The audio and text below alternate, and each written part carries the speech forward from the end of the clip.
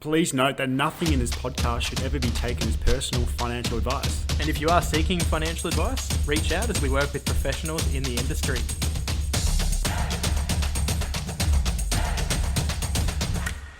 And welcome back to another episode of the Finance Bible podcast. You're joined with myself, Zeke, and fellow co-founder of the Finance Bible. Mate, how are you today? Mate, good to be back for another episode.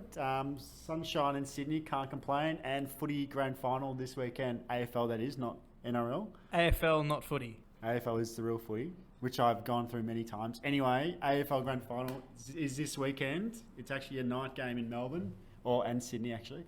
So that's very exciting, bit of a sport frenzy. As you know, I'm a big sport fanatic. The Melbourne Storm are playing, when are they playing? Saturday as well? Yeah, the league's coming up as well. You've got Rabbitohs and Manly tonight, so I'm looking forward to that. That'll be a good game. And then Penrith v Melbourne tomorrow, which is going to be a blockbuster. Yeah, but mate, you can't top the AFL. Anyway, that's a conversation for another time. But other than that, mate, I'm just going to go find another co-founder. Hang on. No, I'm just kidding. Oh, gee whiz. Who's winning? Who's winning the grand final of the AFL? Oh, look, I do hope Bulldogs win.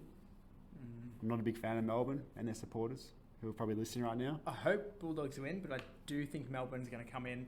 They'll lose quarter 1, 2 and 3, come in for the final quarter and get the win. Is that going to be your multi for the night? It will be. It will be my same game multi. But, you know, if you got a little spend frugally, as we said, if you have a little spare money, do what makes you happy. Obviously, betting makes you happy, so that's how you know, if you win. If you win. Anyway, enough of that.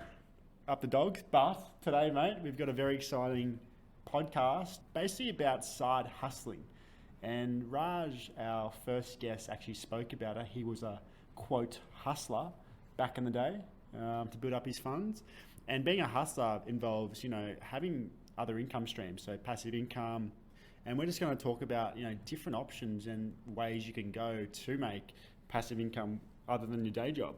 Yeah, basically, if you don't have a side hustle or a second or third income, what happens if you lose your job? You're done for. Look, your savings plan is done. Because, look, when you lose your job, it takes you probably a week, more than a week, what am I saying? It takes you around 4 weeks to actually, you know, get back in the game. Like, you're doing all these Seek. Yeah, you're going on to Seek and you're applying for different jobs and you're having a look at what can I do, is it good enough money, and then you're going through the interview process. Yeah, the interview process. You know, when I got my first full-time job, the interview process was about 4 weeks. And that's quite a long time. Yeah, I think even Macca's was like a month-long process. And if Macca's take that long, then, you know. We're saying like minimum, you're 4 weeks out of pay. So imagine a month out of pay if you're trying to save for a goal. Say you want to buy your mum or dad something special. Or if you even just want to go and buy that dress. I was just going to mention that dress. That dress. Or if you're saving for a house, which many of the listeners which we've been in contact with, we found are saving for that house. 4 weeks is a long time without an income. So we're going to dive in with different ways we can actually bridge that gap. And if you do lose your job, or even better, if you are working and you can make extra money on the side, happy days. Zeke, what's the first one, mate? Well, before we jump into the first one, which is property investing, if you are in a position where you've only got that one income and you lose your job and you've got to live for the next 4 to 6 weeks trying to source a second job or another job, then you need to have a buffer of savings to allow that to actually work. So for the next 6 weeks, if you have no saving, then either A, you're going to use a credit card, or B, you're just not going to live. So you need to have some kind of... Well, mate, how are you going to get food and crap? Well, look, 6 weeks without any... You're going to be alive, but you're not going to be able to live the standards where you currently have been. If you've got zero income, you might not even be alive. All right, we're getting deep, aren't we? Cool. Let's say you got $0 in your bank account. You go to the shops to get your weekly groceries. Yeah, what do you do? Yeah. Zeke's got a point, guys. But yeah, with property investing, it is probably the first good option, in our view, to generate a second income stream. If you've got the savings ready or the equity ready, then jumping into that property and getting that passive rental income is really vital, because A, it allows the rent to come in, and B, you're getting an asset that's going to build in value long term and provide you that second income stream for a lifetime, given you don't sell it. Now, another option is stocks, bonds, and stuff like that. So obviously, you invest in a share, it's only going to provide you a passive income if it is paying a dividend. Bonds are a little bit different. If you can get one that's going to pay you a regular income, happy days. If it's an insurance bond and you're not going to cash out for 10 years, then it's kind of beside the point. But there is options out there where you can do stuff like that. Oscar, what are some other options? Look, if you own a home and you have a room that's not necessarily being used or a granny flat at the back, a good way is to actually Airbnb that spare room. Because what is it going to do in the meantime when like no one's living in there? When in fact someone could be there paying you a little bit of a rent or say a little wage per week for a little Airbnb, and there you go, you're making money without actually having to do anything. So that's actually a really good option because especially in the area that you are, you can put the weekly rate up quite high if you are in a nice area, vice versa. But that's a great option, the Airbnb option. And look, it goes with stays as well, just different websites or applications. They're all the same, just homestay apps. And look, another option is drop shipping. Zeke, we've talked about drop shipping before because we were actually looking into it, and we do have a few different websites together for our drop shipping product. What drop shipping is basically putting up a marketplace and promoting products or having specific products on your website, which people order, and then you actually order them yourself from an international supplier and they go directly to the customer. So you're the intermediary kind of from the customer and the supplier, and you're just, completing the transaction for them. So that's a really, really, in my opinion, a great place to make extra money because it's quite better. If you know your marketing, it's quite good. Yeah, you'll be in a position where you're kind of taking a bit of profit from doing not a lot of work or barely any work really. So it's a good option. Another option is peer-to-peer lending. So for example, I've got a bit of money myself, and let's say Oscar has no money, which is quite accurate. No, I'm kidding. Right. Let's say Oscar's got no money. Basically, I lend him 10 grand so that he can have a bit of money ready for a deposit. And he pays me back, say, 3% on that or 4% on that per annum, which is better than interest rates. And, it's allowing, A, him to get into property and get another asset going, and B, allowing me to have a steady income stream and my money not just sitting in savings while I save up another deposit as well. So that would be an example of it. It's not that accurate because our positions are a bit different than what I said, but it's a good example. And another one is something called affiliate marketing. That's basically, you're a health freak, you go to the gym all the time. Guess what? You can get affiliate marketing with your gym. You go to iGym or you go to Anytime or Genesis, whatever it is. Fitness First. And they go, hang on, this guy's a rig, or this chick's a rig, and they're here all the time. A rig, mate. Mate, I wish I was a rig. Too bad the gyms aren't open. Mate, give me 3 months to the gym being open, I'll be a rig. All right, heard it here first. Transformation photo in the Bible in 3 months. That's it. But yeah, basically, if you're a rig, then you can advertise the gym or like all your influencers on Instagram, buy this lip kit, get 10% off or whatever they're doing. A lip kit? Oh, tons of them do it, mate. Who are you watching? Lip kits, bloody teeth whitening. Who are you watching for bikinis. lip kits? Oh, just a bit of everyone, mate. But anyway, they all do it, and they give you 10% off or whatever. And they always take a cut because you're buying through their code or their link. Yeah.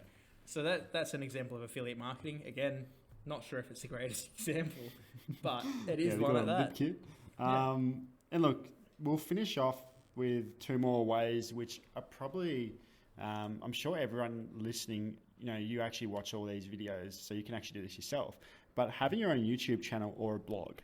So how that works is the more listeners and followers you get, you then start to have advertising on that account. So for example, if you're doing YouTube videos for cryptocurrencies, for example, once you're big, you'll start putting advertisements on that and you get paid per ad. So that's a great way to make passive income because if you've built a following over time, many people will always watch your ad or at least skip it. But even though they're still watching it, you're going to get paid for that video. So that's an awesome way to do it. And another one is, have you ever looked in your cupboards and wardrobes at home and realized that you don't wear half of the things that you have? Like what's clogging up 60% of your space? It's unused clothes. So why don't you just put that on eBay or Amazon and just sell that? Like a lot of people don't realize you can sell all your old books, your old PlayStation. Like I've got a PlayStation 2, which I would need to sell. Old items which you don't use anymore, which you don't even want, sell them. Like, what are they doing in your wardrobe? There's no use. When you can make money from them, happy days. Unless you have Yeah. an emotional connection, you're a bit of a hoarder. That's another conversation. But Yeah, you need help. you need. We can. You need help. All right. Well, but look, that is another option. Just go get on eBay, Amazon, set up that account, and sell them. You're all set. Yeah, I threw out when I was a teenager maybe 50 or 60 different bits of clothing, and later, a year or two later, I realised I could have sold them all, even if it was $10 each. There's $600 that I could have pocketed. It all adds up, and you think sometimes, I don't need to sell this, or I can't be bothered. But at the end of the day, you could be $600 short of a deposit. And all you girls out there who still have their old boyfriends' t-shirts, just sell and make some money off them. Happy days. Unless they're a really good, comfy fit. All right, anyway, I think that's kind of what we just wanted to share. A bit of a short, sharp episode today of just, a few different passive income ideas. Hope this helps everyone. If you do need, for example, drop shipping, if you do need some help actually looking to set that up, do reach out to us because we are quite experienced in that drop shipping area. So we can help you with that. And also YouTube, like whatever it is, we'll be able to help you or at least lead you in the right direction. Mate, I'm very excited to announce, but look, I'll let you announce it or give everyone a bit of excitement. What do we got on for next week? How generous, mate. Next week, we've got a really good podcast coming up. We're getting a guest on. They're 20 years old. They're a male, and they're taking all the steps they can or that they think are right in creating financial freedom long term. We think they're going to relate to a lot of our listeners in a really positive way. So I'm very excited for that. That'll be the launch of our YouTube. It'll be a great podcast. Yeah. And a cool thing is, like, we actually met him through doing our own podcasts. So he was one of the many listeners who actually reached out to us and just asked a few questions based on the podcast. Just wanted a bit more of some clarification. And there we go. He's coming on the podcast next week. It's pretty cool, having a listener on and just kind of picking their brain and getting just some information that we can relate to everyone. And yeah, we can't give away too much, but very exciting. Definitely join in for that podcast next week. And any young listeners out there or people wanting to take their first steps, jump straight into it, get on there. Anyway, until then, share this podcast around, get your fam involved, get your friends involved, get around it. Hustle, hustle, hustle. Hustle, hustle, hustle. Yeah, reach out to your friends and family because a lot of people, we've actually realised, have no idea about financial literacy or, the financial planning industry of how, you can actually set yourself up from a young age. So this podcast, we hope, shares everything that you need. So, share this around, reach out to us if you need, as always. Till then, keep investing. Keep budgeting And keep listening. Ciao. Bye.